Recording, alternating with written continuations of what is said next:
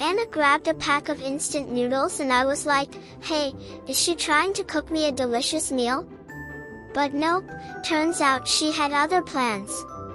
Next thing I know, she pulls out a bottle of glue like a mad scientist and starts fixing stuff with those noodles. After some hard work, she proudly shows me her masterpiece, my head. And I'm not talking about the one on my shoulders, I mean the open mind on top of my neck. She fixed it with those noodles, but forgot to put my brain back in place.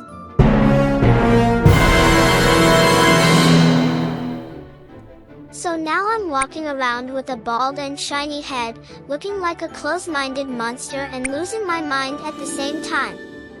Thanks, Anna. So, I noticed that Anna has been chowing down on pizza and cake like there's no tomorrow. And, you know Anna, she's always been conscious about her figure. So, naturally, I started worrying about her eating habits. To check if she's putting on weight, I asked her to step on the weighing machine. And guess what? The scale read 0 kilograms. I mean, how is that even possible? Turns out, Anna was using her secret superpower of levitation to float above the weighing machine like a mystical unicorn. I mean, who needs a gym membership when you can just float your way to weight loss, am I right? Oily was on his cozy couch, stuffing his face with popcorn and mindlessly watching TV. Suddenly, he saw some long hair and fingers poking out of the screen, which made him think he was hallucinating or maybe he ate some expired popcorn. But then, a long-haired girl emerged from the TV, and Oily freaked out like a cat on a hot tin roof. He thought, OMG. This is like that horror movie where the ghost lady comes out of the TV and scares the living daylights out of people. But wait, the ghost girl spoke up and said, hey there, Oily. Don't be a scaredy cat. I'm Samantha, Anna's bestie. I came to visit her, duh. Oily was relieved to hear that, but still puzzled. He wondered, why did she have to come from the TV? Why couldn't she just walk through the door like a normal human being? Who knows, in cartoon anything can happen. Anna loved her skin more than anything else in the world. She pampered it with all the love and care it needed and followed a full-blown skincare routine every day, using more products than the shelves at Sephora. She even put on a facial mask before going to bed, hoping that her skin would be smoother than a baby's bottom. But alas, even after all her hard work, the pimples seemed to have a secret crush on her and would sneak up on her in the middle of the night like a ninja, ruining all her efforts.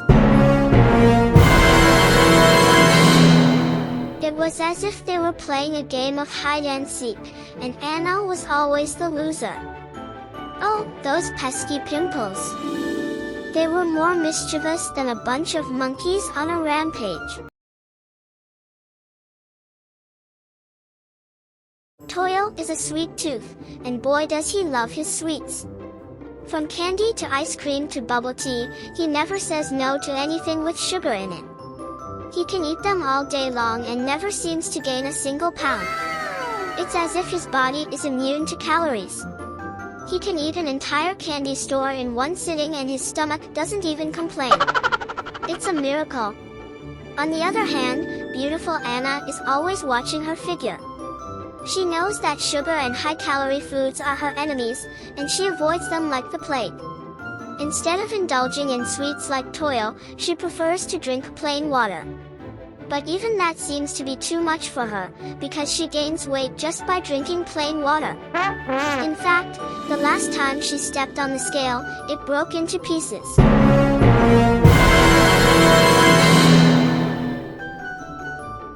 I absolutely adore sashimi, especially the octopus variety. So for dinner tonight, I decided to indulge in a whole octopus. As I gazed lovingly at the octopus, it seemed to look back at me with a twinkle in its eye. But suddenly, it sprang to life, using its sticky tentacles to latch onto my face. I struggled to free myself from the octopus's death grip, but it was no use. After what felt like an eternity, I finally pried off the tentacles, only to find that my skin had been peeled off and stuck to them. Now, I'm not sure who's having whom for dinner. Am I the sashimi or is the octopus dining on my face? Either way, I think I'll stick to sushi rolls next time. Once upon a time, there was a candy house in the woods where a witch lived. One fine day, Toil was strolling in the woods and stumbled upon the candy house.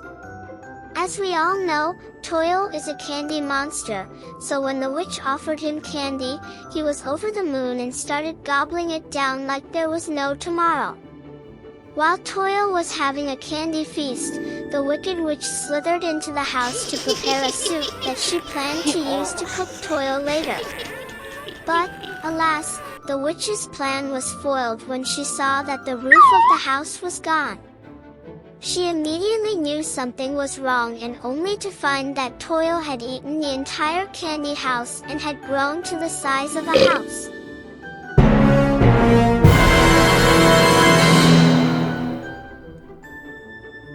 Fries and ketchup are the ultimate dynamic duo. They go together like salt and pepper, like Beyoncé and Jay-Z, like a fish and its bicycle. Wait, scratch that last one. Toil and Anna munched happily on the French fries I had prepared for them. They especially loved the ketchup I had made with my secret recipe. The fries and the ketchup were a match made in heaven, and they couldn't stop eating them one after the other. After they finished the first batch of ketchup, they came to me and asked for more.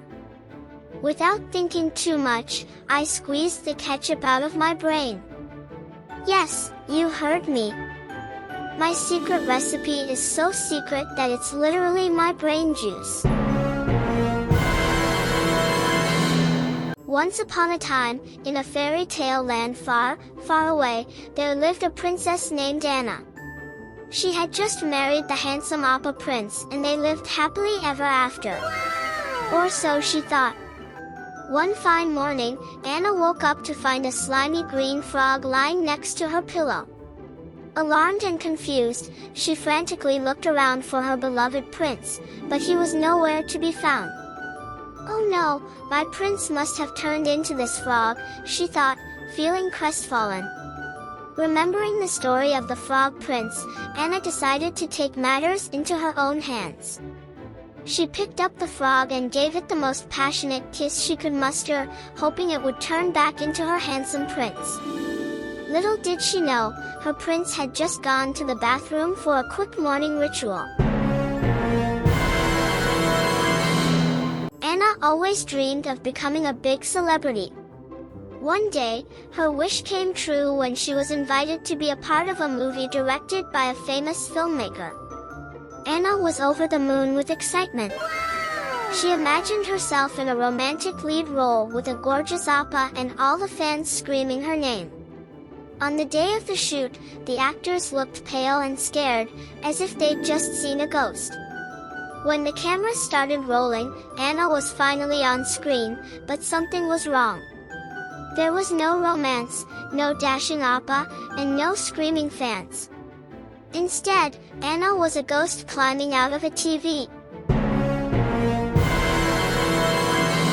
It was so scary that even the other actors were shaking in their boots. I have a really bad headache right now, it's so painful I can barely think straight. I decided to look online to see if there were any possible causes for my headache. But the results I found were really scary and only made me more anxious.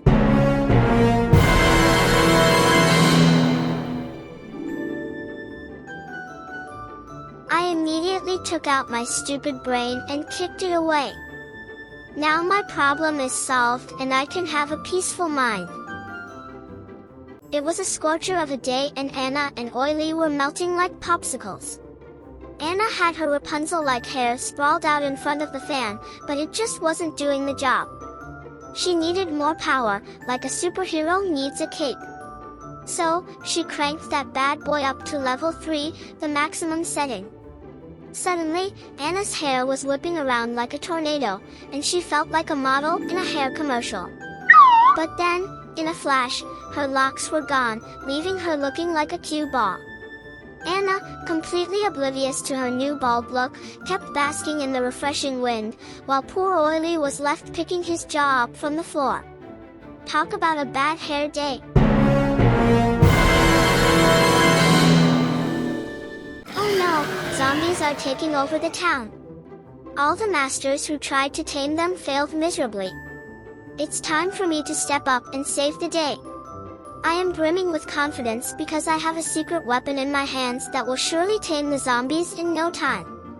I take a deep breath and put all my strength into pressing my secret weapon onto the zombie's forehead. And just like that, the zombie becomes a friendly, docile creature. My secret weapon is none other than money. You know what they say, money talks and zombies listen. Who knew that all it took to tame a zombie was a few dollar bills? So if you're ever in a pinch and need to tame some unruly zombies, just pull out your wallet and start waving some cash around. It's like a magical spell that turns monsters into obedient pets. Oh my goodness gracious me! I was being chased by a terrifying ghost in a creepy, dimly lit place. I ran like my life depended on it, and when the ghost almost caught up with me, I suddenly awoke from the nightmare. Thank goodness it was only a dream. Feeling a bit shaken up, I hurried to the bathroom and flushed the hell out of whatever was left in my brain. Who needs that haunting brain when I can have a peaceful slumber tonight, right? I gave the toilet a good flush and sent my bad dream vibes brain straight into the abyss. Goodbye, nightmares. Hello, sweet dreams. Toyo was rummaging around in the fridge and came across some meat. He had a stroke of genius and decided to turn it into some tasty burger patties. You should see the way he works with the meat, it's like giving it a relaxing spa treatment. He sprinkles on some savory sauces, adds a pinch of pepper for that extra kick. Before we knew it, the kitchen was filled with the sizzling sounds of deliciousness, and the mouth-watering aroma wafted through the house. Toyo was in his element, flipping the patties like a master chef, and soon the burgers were ready to be devoured. But just as Toyo was about to sink his teeth into the juicy, meaty goodness, I burst in, frantically asking if he had seen my brain. You see, I had put it in the refrigerator to cool down after a particularly grueling study session, and I was afraid that Toyo had accidentally turned it into a patty. It is the blazing sun beating down on us like a fiery hammer. My internal fans are working overtime to keep me from overheating. My sweat is pouring down like Niagara Falls, and I am wiping it off like I am trying to break a world record. And don't get me started on poor Toyo and his unfortunate ice cream. He was so excited to enjoy this frozen treat, but the moment it hit his tongue, it was game over. The ice cream melted faster than a snowman in a sauna, and before we knew it, he was dripping and drooping and falling to the pavement like a defeated warrior. But that wasn't the worst of it. When Oily and Toyo turned to me, their eyes wide with shock, I knew something was wrong. And then I realized it, my brain was melting faster than that ice cream cone. I was losing my train of thought, my memory was getting fuzzy, and I could feel myself slipping into a hot, sticky, brain-melt-induced daze. Did you hear about the latest craze in the art world? Apparently, a banana taped to a wall sold for a fortune as a work of art. And now, everyone's getting in on the action. Me? I'm thinking of sticking my open-minded brain on a wall and seeing if anyone wants to buy it. I mean, if a banana can sell for thousands of dollars, who knows what my brain could fetch? But then there's Toyo. He's got a different idea. He's planning on sticking all his favorite candies on a wall, hoping to make enough money to fund his candy addiction. Hey, it's a sweet idea. And then there's Anna. She's taking it to the next level. She's decided to stick herself on the wall with tape and call it a masterpiece. She's convinced that her beauty alone is enough to make it worth a fortune. After reading about how an apple falling on Newton's head led to the discovery of the law of gravitation, I decided to give it a go myself. I found a nice apple tree, plunked myself underneath it, and waited for an apple to fall on my noggin. I was hoping for some divine inspiration that would lead to a great discovery for all of humanity. But instead of an apple, I got something even better, a lightning bolt. It struck the tree, causing it to break and sending the whole thing crashing down on my head. I mean, who needs apples when you have a whole tree falling on you? I'm pretty sure this means I'll make an even greater discovery than Newton. Move over, Sir Isaac, there's a new genius in heaven. I was doing my business on the throne when suddenly the toilet paper I was about to use decided to play a game of Catch Me If You Can, and floated into the air as if it had a life of its own. I was so confused until I saw that it was wrapping itself around something. Lo and behold, it was a mummy trying to give itself a toilet paper makeover.